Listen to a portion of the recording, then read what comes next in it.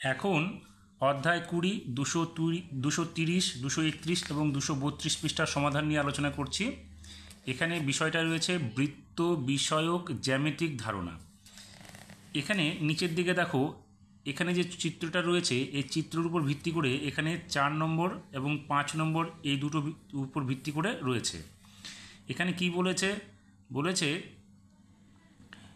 এবার P O Q বিন্দু দুটি যোগ করে পি কিউ সরলরেখাংশ পেলাম। তাহলে এখানে দেখো, এই যে পি এবং কিউ এই বিন্দুটা যোগ করে পি কিউ সরলরেখা পেল। এই পি কিউ সরলরেখাংশ বৃত্তের কি হবে? দেখো, পি কিউ সরলরেখাংশ আমরা এটাকে এখানে বলেছে ব্যাস বলবো না ব্যাসার্ধ বলবো? এটাকে আমরা বলবো ব্যাস। তাহলে এখানে আমরা ব্যাসের জায়গায় টিক চিহ্ন দিলাম। এবার 5 নম্বরে বলেছে এবার স্কেলের সাহায্যে পি কিউ সরলরেখাংশের মধ্যবিন্দু ও নিলাম। তার মানে পি কিউ যে সরলরেখাটা আছে স্কেল দিয়ে মেপে মধ্যবিন্দু ও নেওয়া হলো। এই ও বিন্দুই হলো আমার বৃত্তের কেন্দ্র। তার মানে এখানে ও হচ্ছে এই বৃত্তটার কেন্দ্র।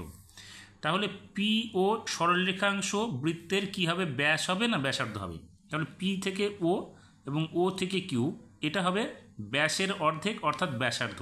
তাহলে এখানে হবে ব্যাসার্ধ। এবার 231 পৃষ্ঠায় দেখো, এখানে কতগুলো চিত্র রয়েছে। এখানে বলেছে খাতায় বৃত্ত এঁকে কেটে নিয়ে বৃত্তাকার ক্ষেত্র বা বৃত্তাকার চাকতি পেলাম। তার মানে এই যে এখানে একটা কাগজ কেটে নেওয়া হয়েছে বৃত্তাকার করে, এটা হচ্ছে বৃত্তাকার একটি ক্ষেত্র। এই বৃত্তাকার ক্ষেত্র সমান দুটো ভাঁজ করা হয়েছে। দুটো ভাঁজ করাতে এই একটা ভাগ হলো, আরেকটা ভাগ এখানে যেমন দুটো ভাঁজ করা হয়েছে, দেখো উপরের অংশ একটা নিচের অংশ একটা। তাহলে কি পেলাম? অর্ধবৃত্তাকার চাকতি পেলাম না বৃত্তাকার চাকতি পেলাম? তাহলে অর্ধবৃত্ত দুটো ভাঁজ করলে এখানে এইরকম ভাঁজ হয়ে গেল। তাহলে এটা আমরা পেলাম কি? অর্ধবৃত্তাকার চাকতি। এবার এই অর্ধবৃত্তাকার চাকতিকে আবার সমান দুভাগে ভাগ করা হলো, অর্থাৎ ভাঁজ করা হলো। অর্থাৎ এটাকে যদি আমরা এইভাবে ভাঁজ করি তাহলে এই চিত্রটা পাবো। তাহলে এখানে কি বলেছে?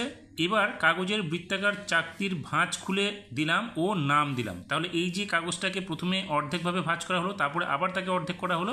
তাহলে এই রকম যে একটা ভাঁজ হলো, দেখো এইভাবে ভাগ হলো, এটা 4টা ভাগ হয়ে গেল এখানে। তাহলে বলেছে এই বৃত্তের ও বিন্দু, তাহলে কি হবে?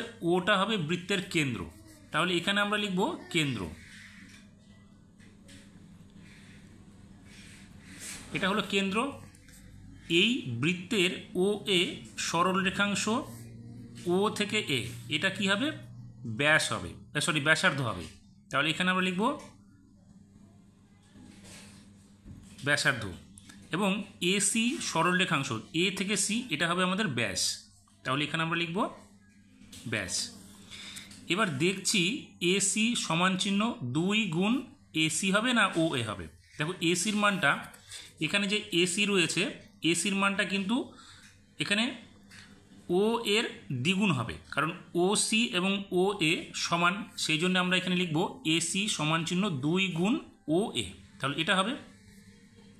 তার মানে আমরা কি লিখতে পারি?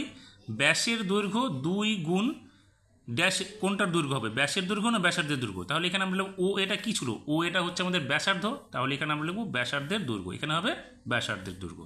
এটা কিন্তু পরীক্ষায় থাকে খুব, ব্যাসের দৈর্ঘ্য সমান চিহ্ন 2 গুণ, এখানে লেখা থাকতে পারে ব্যাসার্ধের দৈর্ঘ্য তোমাদের লিখতে হবে, অথবা 2 গুণ ব্যাসার্ধের দৈর্ঘ্য সমান চিহ্ন তোমাদের লিখতে হবে ব্যাসের দৈর্ঘ্য। এটা খুব ইম্পর্টেন্ট, পরীক্ষায় খুব আসে। এরপরে এখানে একটা চিত্র রয়েছে, দেখো এখানে দুটো ভাগ করা হয়েছে। উপরের ভাগে একটা কালার দেওয়া হয়েছে, নিচের ভাগে একটা কালার দেওয়া হয়েছে। এই দুটোকে কি বলা হয়? উপরের অংশটুকু কি বলা হবে, নিচের অংশটুকুকে কি বলা হবে? দেখো এখানে বলেছে ভাঁজ করার পর এটাকে দুভাগে ভাগ করা হয়েছে। বলছে ভাঁজ করার পরে বৃত্তাকার ক্ষেত্রের ছোট অংশকে উপবৃত্তাংশ অর্থাৎ মাইনর সেগমেন্ট এবং বৃত্তাকার ক্ষেত্রের বড় অংশকে অধিবৃত্তাংশ অর্থাৎ মেজর সেগমেন্ট বলে। অর্থাৎ এখানে যে দুটো অংশ ভাগ করা হয়েছে, উপরের যে অংশটুকু সেটাকে এখানে দেখো এই নিচের অংশটুকু থেকে উপরের অংশটুকু কম এবং নিচের অংশটুকু বেশি আছে। তো উপরের অংশটুকু যেহেতু কম, এই উপরের অংশটুকুকে যে রংটা দেওয়া হয়েছে এই অংশটুকুর অর্থাৎ এই ক্ষেত্রটুকু আমরা বলবো উপবৃত্তাংশ। আর উপ মানে হচ্ছে কম আর অধি মানে হচ্ছে বেশি। এই যে অংশটা যেটা রয়েছে এখানে এই অংশটাকে আমরা বলবো অধিবৃত্তাংশ। ছবিতে দেখছি এপিবি অঞ্চল, তাহলে এই যে এপিবি অর্থাৎ এই অংশটুকু আমরা কি বলছি, এটাকে বলছি উপবৃত্তাংশ। তাহলে এখানে আমরা লিখব উপবৃত্তাংশ। এবং এ কিউবি অর্থাৎ এ থেকে এই কিউবি এই যে অংশটুকু এটাকে বলবো আমরা অধিবৃত্তাংশ। তাহলে এখানে আমরা লিখব অধিবৃত্তাংশ। অধিবৃত্তাংশটা লেখা আছে। এবার কি বলেছে, মাইকেল পেন্সিল কম্পাসের সাহায্যে অনেকগুলি বৃত্ত আঁকলো। এই বৃত্তগুলির ভেতর বৃত্তের উপরের একটি বিন্দু থেকে বৃত্তের উপরের অপর একটি বিন্দু পর্যন্ত এক এক রকম সরলরেখাংশ আঁকলো। অর্থাৎ এখানে একটা প্রথম ছবি আঁকলো, এখানে দ্বিতীয় ছবি, এখানে তৃতীয় ছবি। এই তিনটে ছবির উপর ভিত্তি করে আমাদের এখানে একটা ছক দেওয়া রয়েছে, এই ছকটুকু আমাদের পূরণ করতে হবে। তাহলে এখানে দেখো প্রথম ছবি বলেছে, প্রথম ছবির কেন্দ্র ও, ব্যাসার্ধ হচ্ছে ও এ, ও বি এবং ব্যাস দেওয়া হয়েছে এ বি, এবং ব্যাস ছাড়া অন্য যা সিবি এবং সিএ। আমাদের কি করতে হবে, ব্যাসার্ধের দৈর্ঘ্য, এখানে ব্যাসের দৈর্ঘ্য নির্ণয় করতে হবে। তাহলে প্রথম ছবিটাতে আমরা চলে যাচ্ছি। এখানে প্রথম ছবিতে দেখো, এখানে এ বি হচ্ছে আমাদের ব্যাস, ও এ, ও বি হচ্ছে আমাদের ব্যাসার্ধ, এসি এবং বিসি হচ্ছে আমাদের জ্যা। এবার আমাদের কি বলেছে, এখানে ব্যাসার্ধের দৈর্ঘ্য এবং ব্যাসের দৈর্ঘ্য নির্ণয় করতে হবে। দেখো ব্যাসার্ধের দৈর্ঘ্য আর ব্যাসের দৈর্ঘ্য আমরা কি করে নির্ণয় করব, আমরা এখানে স্কেলটাকে বসাবো। স্কেলটা বসিয়ে তার মানটা নেব। তাহলে এখানে দেখো আমরা যদি স্কেলটাকে বসাই তাহলে এখানে কত মান পাচ্ছি, এ বি সরলরেখার উপর যদি আমরা স্কেলটাকে ঠিক মাপে বসাই তাহলে তোমরা দেখবে এর দৈর্ঘ্য হবে কত, 2.4। তাহলে এখানে দেখো 2.4 সেমি। তাহলে আমরা এবি অর্থাৎ এবিটা কি ব্যাস, তাহলে এখানে ব্যাসের জায়গায় লিখবো আমরা 2.4 সেমি। তাহলে এখানে আমরা লিখছি 2.4 সেমি। তাহলে ব্যাসার্ধ কী হবে, ব্যাসের অর্ধেক, অর্থাৎ ব্যাসের অর্ধেক এখানে 2.4 সেমি মানে এখানে হচ্ছে 1.2 সেমি, অর্থাৎ ও এ এবং ও বি উভয়ের দৈর্ঘ্য কত হবে, 1.2 সেমি। এবার দ্বিতীয় ছবিতে চলে যাই। দ্বিতীয় ছবির কেন্দ্র আমাদের বের করতে হবে, ব্যাসার্ধ বের করতে হবে। তাহলে দ্বিতীয় ছবির ক্ষেত্রে কি দেখো, কেন্দ্র হচ্ছে পি, আর এখানে ব্যাসার্ধ কী কী পাবো, পি কিউ, পিএস এবং PR. P Q, PS, PR. তাহলে এখানে আমরা কি লিখব, পি হচ্ছে কেন্দ্র, পি কিউ, পিএস এবং পিআর হচ্ছে আমাদের ব্যাসার্ধ। এবার আমাদের এখানে ব্যাসার্ধের দৈর্ঘ্য বের করতে হবে, ব্যাসটা কি সেটা আমাদের বের করতে হবে। তাহলে ব্যাস কি আছে দেখো, ব্যাস হচ্ছে আমাদের কিউএস। তাহলে দ্বিতীয় ছবির ক্ষেত্রে আমরা এখানে লিখব কিউএস। তাহলে এখানে আমরা লিখছি কিউএস। এবার আমাদের কি বলছে, ব্যাস ছাড়া অন্য জ্যা। দেখো ব্যাস ছাড়া অন্য জ্যা কোনটা হবে, এটা তো ব্যাস, ব্যাস ছাড়া অন্য জ্যা এটা কিন্তু হবে না, কারণ আর পি আর হচ্ছে এটা ব্যাসার্ধ, অন্য যে কী আছে আমাদের ভি ইউ বা ইউভি। তাহলে এটা হচ্ছে আমাদের অন্য জ্যা। তাহলে এখানে আমরা লিখব ইউভি। এবার আমাদের কি করতে হবে, এখানে ব্যাসার্ধের দৈর্ঘ্য বের করতে হবে এবং ব্যাসের দৈর্ঘ্য বের করতে হবে। তাহলে দেখো আমরা যখন ব্যাসার্ধ এবং ব্যাসের দৈর্ঘ্যটা বের করব, তাহলে দ্বিতীয় ছবিটাতে চলে যাচ্ছি। এখানে দ্বিতীয় ছবিতে গিয়ে আবার আমরা ঠিক একইভাবে এখানে মানটা নিয়ে নেব। দেখবে এখানেও কিন্তু আমাদের যে ব্যাসটা আছে কিউএস বা এস কিউ, তার দৈর্ঘ্য কিন্তু হচ্ছে 2.4 সেমি। দেখো এটা 2.4 সেমিতে চলে এসছে। তাহলে এখানে আমরা লিখব 2.4 সেমি। তাহলে এখানে আমরা লিখব ব্যাসের জায়গায় লিখব হচ্ছে 2.4 সেমি, 2.4 সেমি। তাহলে ব্যাসার্ধ কী হবে, এখানে হবে 1.2 সেমি। হয়ে গেল। এবার আমরা তৃতীয় ছবিতে চলে যাব। তৃতীয় ছবিতে গিয়ে দেখো এখানে আমাদের কেন্দ্র হচ্ছে এক্স, ব্যাসার্ধ কি হচ্ছে এক্স ওয়াই, এক্স জেড, আর জ্যা হচ্ছে আমাদের কি এন এন। তাহলে এক্স হচ্ছে আমাদের কি কেন্দ্র, তাহলে এক্স ওয়াই একটা হবে, আর এক্স জেড জেড হচ্ছে আমাদের হচ্ছে ব্যাসার্ধ, আর ব্যাস কি হচ্ছে X Y, sorry X Y নয় এক্স জেড, ও ওয়াই জেড। তাহলে ব্যাস হচ্ছে আমাদের ওয়াই জেড। তাহলে এখানে আমরা লিখব ওয়াই জেড, ওয়াই জেড, এবং আমাদের অন্য জ্যা হচ্ছে এম এন। এখন আমরা কি করব, ব্যাসার্ধের দৈর্ঘ্য এবং ব্যাসের দৈর্ঘ্যটা বের করব। তাহলে আমরা চলে যাচ্ছি আবার এখানে মাপতে। এবার স্কেলটা নিয়ে আমরা এখানে মাপবো। এখানে দেখো আমরা মাপবো হচ্ছে ওয়াই জেডকে। তাহলে ওয়াই জেডকে যখন মাপতে যাব তখন দেখো আমরা স্কেলটা আবার ওখানে বসাবো, বসালে দেখো এখানে 2.4 সেমি হচ্ছে আমাদের ব্যাসের দৈর্ঘ্যটা। তাহলে এখানে আমরা লিখব ব্যাসের জায়গায়, এখানে কি লিখব, ব্যাসের জায়গায় 2.4 সেমি, এবং এখানে ব্যাসার্ধ তার অর্ধেক হবে অর্থাৎ 1.2 সেমি।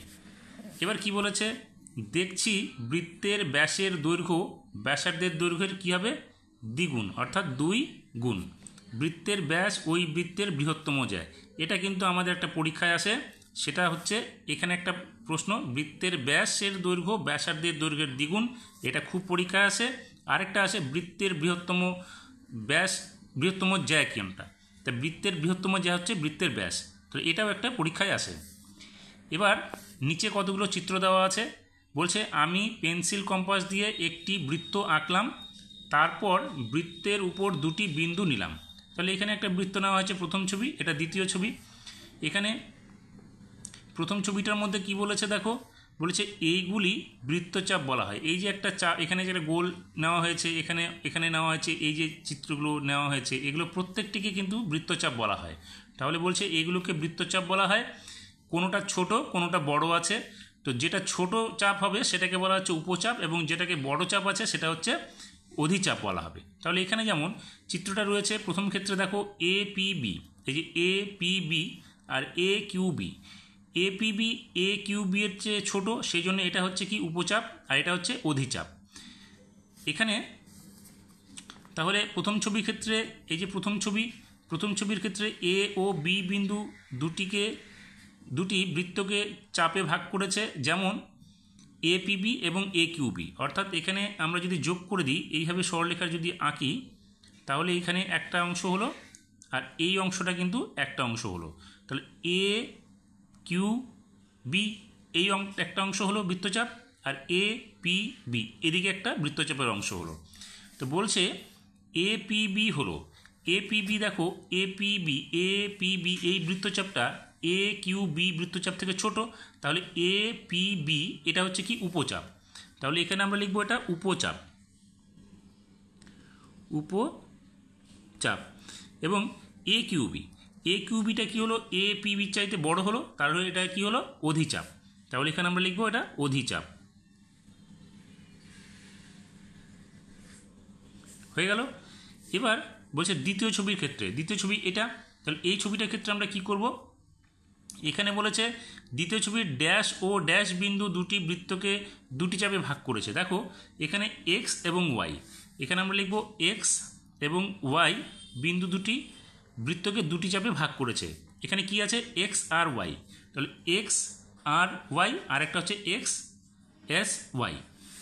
এই দুটো চাপ যখন আমরা এখানে যোগ করব, এক্স এবং ওয়াইকে যোগ করব, আমরা দেখব কি যে দুটো চাপই কিন্তু সমান হবে। তাহলে এখানে আমরা লিখব যে এখানে এক্স আর ওয়াই ও এক্স এস ওয়াই হলো দুটি সমান মাপের বৃত্তচাপ।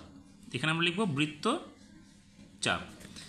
তো এদেরকে কি বলবো, যেহেতু দুটো বৃত্তচাপই সমান, তাহলে এখানে আমরা লিখব এরা বৃত্তের অর্ধাংশ, অর্থাৎ সমান সমান হয়, এটা অর্ধাংশ হয়ে গেল।